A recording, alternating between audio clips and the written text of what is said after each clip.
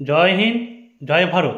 WB সমাধান guide YouTube চ্যানেলে তোমাদের সকলকে আন্তরিক শুভেচ্ছা ও অভিনন্দন। তোমাদের জন্য বাছাই করা কারেন্ট অ্যাফেয়ার্সের প্রশ্ন আছে, তাই ক্লাসটি মনোযোগ দিয়ে শেষ পর্যন্ত দেখবেন। আজকের ক্লাসে প্রথম প্রশ্ন, বিশ্ব বেসামরিক প্রতিরক্ষা দিবস কোন দিনটি পালন করা হয়? বিশ্ব বেসামরিক প্রতিরক্ষা দিবস কোন দিনটি পালন করা হয়? 1 মার্চ। মনে রাখবেন, 1 মার্চ বিশ্ব বেসামরিক প্রতিরক্ষা দিবস পালন করা হয়।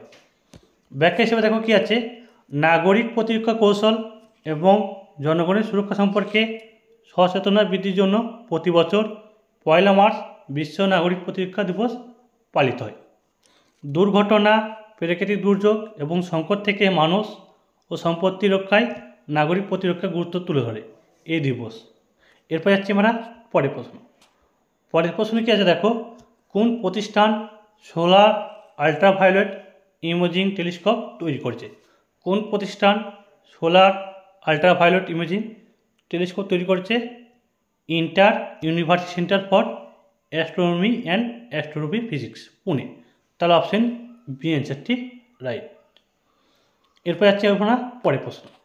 পরের প্রশ্ন কি আছে দেখো, কোন নিয়ন্ত্রক সংস্থা কর্পোরেট বন্ডের জন্য বন্ড সেন্টার নামে একটি কেন্দ্রীভূত ডাটাবেস পোর্টাল চালু করেছে? কোন নিয়ন্ত্রক সংস্থা কর্পোরেট বন্ডের জন্য বন্ড সেন্টার নামে একটি কেন্দ্রীভূত ডাটাবেস পোর্টাল চালু করেছে? মনে রাখবে, ভারতীয় সিকিউরিটি অ্যান্ড এক্সচেঞ্জ বোর্ড।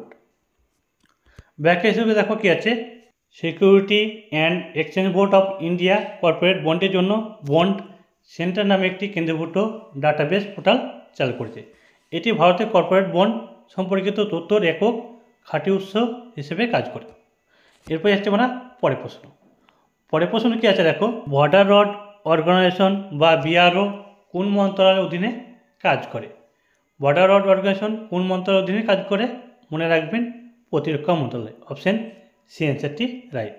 ব্যাখ্যা হিসেবে দেখো কি আছে, রিসেন্ট উত্তরাখণ্ডের চামোলি জেলা মানায় একটি তুষার ধস থেকে কমপক্ষে 14 জন বিআরও কর্মীকে উদ্ধার করা হয়েছে।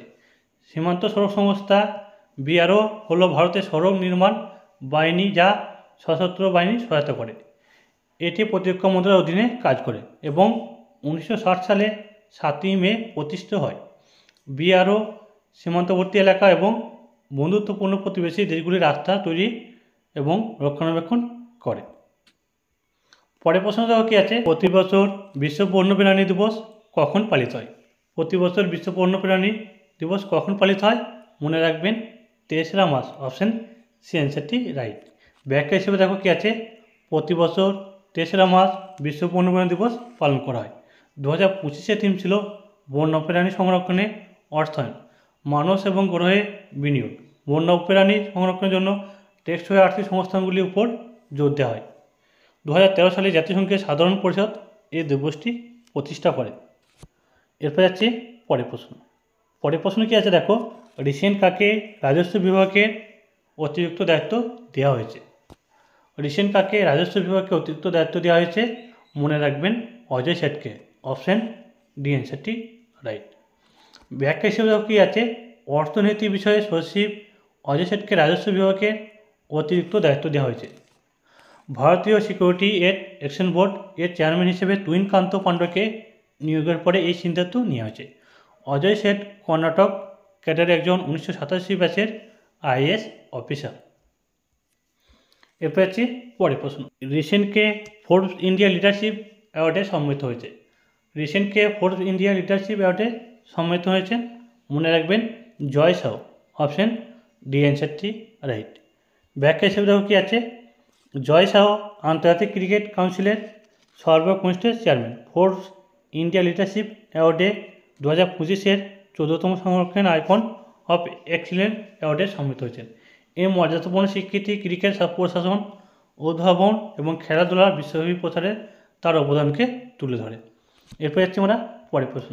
রিসেন্টকে প্রতিরক্ষা হিসাব রক্ষণের নিয়ন্ত্রক হিসেবে নিযুক্ত হয়েছেন? রিসেন্টকে প্রতিরক্ষা হিসাব রক্ষণে নিয়ন্ত্রক হিসেবে নিযুক্ত হয়েছেন? মনে রাখবেন, ডক্টর ময়ঙ্ক শর্মা। অপশন অ্যান্সারটি রাইট।